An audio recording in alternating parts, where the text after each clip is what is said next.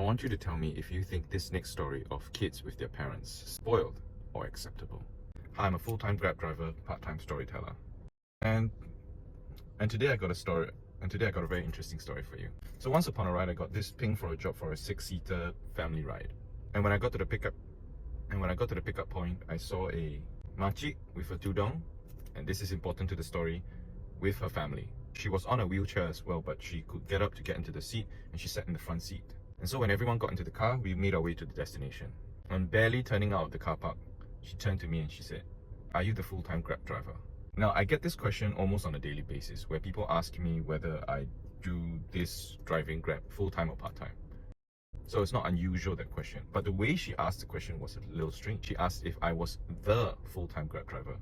So without hesitation, I answered, yes ma'am, I do this full-time. And after a slight pause, a couple of seconds, she turned away, turned back and said, "Part-time storyteller." And that was where I couldn't help myself but smiled. Not because I know that she obviously watches my content, but also the copywriter in me was so proud that people are actually picking up on my taglines.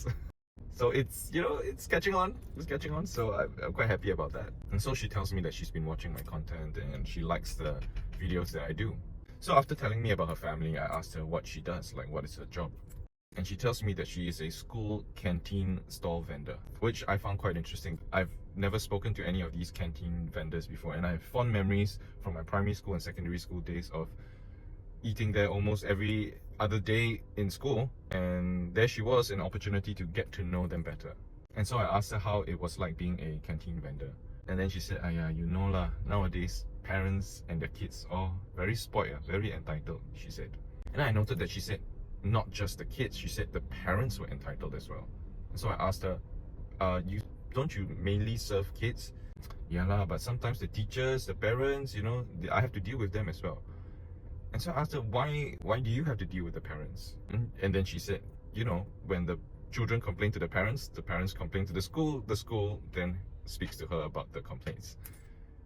And then she said, so many times already, I have to go to the principal office to explain myself. And so I smelled some good content here. So I asked her, can you tell me some stories of, why you were being sent to the principal's office as a canteen vendor? So here are some of the stories. So the first story was of this girl. She says she is in a local school, and apparently there are a lot of international students in the school, Koreans, English, just from all over the world, but it's a local school, yeah?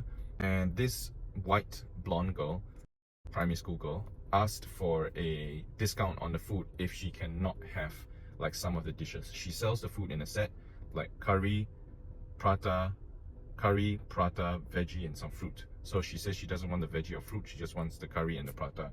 Can she have a discount? And so this makcik says, like, no, sorry, we sell it in a set. It's $1, pay the $1, and if you don't want the food, you can throw it away. And so this girl, blonde, and this is going to be important to the story. And after a while, the teacher came to her with a complaint saying that she found hair, or this blonde girl found hair in her food. And she asked it, why are they not wearing hairnets? Now, this is where her race and her religion was important to the story. This was a makcik wearing a tudong. She wears tudongs when she cooks the food, right? So she's like, how do you expect my hair to fall onto the food? I'm wearing a tudong. And her helper was also wearing a tudong. And then the only one other person that was helping was this old uncle with white hair. So she asked the teacher, what's the color of the hair that you found? And then the teacher looked and she's like, oh, it's blonde. And then the makcik just looked at her and like, do any of us here look like we have blonde hair? And she asked the teacher, do you see the girl, what color of a hair she has? Okay, so you use she asked the teacher to, use your brains here a little bit. Another story that she shared was one of a teacher coming up to her and asking if the teachers could get a discount. Now, she also sells nasi padang and other kinds of Malay dishes. She feels like she sells it at a reasonable price. For adults like teachers or other people who come to the school, they can buy the food at what she calls market price, right? So I asked her like how much for a plate of nasi padang, and then she said, for veggie, some meat, some eggs, maybe you get it at $5. And from my knowledge, that's the going price for nasi padang, right? And so the teacher asked her for a discount. She asked, do the teachers get a discount? And unfortunately, the school's policy is that there is no discount for the teachers. So she said no. And she got angry and she took the food back. And she refused to sell to this teacher. So this teacher got upset and complained about this incident to the principal. And so she was called into the principal's office. The principal asked her what happened. She just explained exactly what I just told you, or how she explained it to me. And the principal's response was, okay, I understand, you may leave. And she said the very next day there was a WhatsApp message to all the vendors and teachers and everyone in the school, all the adults in the school, that teachers are not allowed to ask for discounts from any of the vendors. So it looks like a win on the Machik's part. She said another child, and she was quite specific about the race, but let's not mention it here. Another child took a half-eaten prata, brought it back to her, and asked for some money back. And so she just said, what do you want me to do with a half-eaten prata? So the child said that because I only ate half of it, you know, could you give me back half of my money? Again, half of that is 50 cents. We're talking about a $1 set dish. And for some reason, the parents took the side of the child and complained to the principal. And so for that one, she basically just explained herself, and she said she didn't even have to defend herself. She just explained the situation, said, okay, you understand what happened, and she got up and left. And the principal was like, okay, I understand what happened. So that one sounds a little bit unreasonable. You can't return half-eaten food. And so I asked her, you know, like quite interested to find out how much can a vendor make. And so I asked her first, like, what's the rental like? And she said, oh, $5 a month. So I was, at that point, I thought I misheard her. I said, oh, did you mean $500 a month? She was like, no, $5 a month. Okay, I did not know this. $5 a month.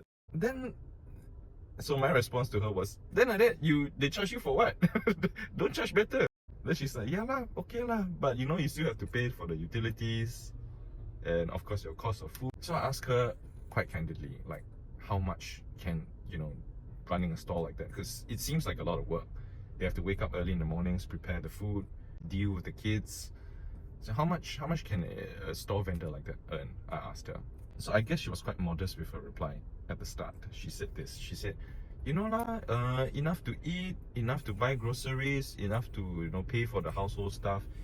My husband has a full-time job, so I just take care of the things around the house, and for me, I don't ask for much. You know, for me, very simple. As long as the year I can buy a branded bag, I'm okay. I was like, sorry, did you branded bag? She's like, yeah, you know, just at least once a year I buy one branded bag, I'm okay. I looked over at the purse that she was carrying, and I saw the letters LV on it. I'm like, okay. And she's like, you know, some years are better than others. This year I managed to buy a Fendi bag. Well, Canteen vendors can't be doing that bad if she can afford, you know, a yearly designer bag. So tell me what you think in the comments. Do you think that these kids nowadays are being spoiled or privileged, or is this completely acceptable behavior? I would like to know. And to my friend Ida, thank you for sharing your story with us, and thank you for allowing us to show your likeness and your name here. I wish you all the best, and hope you get a bigger bag next year. I could have my Gucci on. I go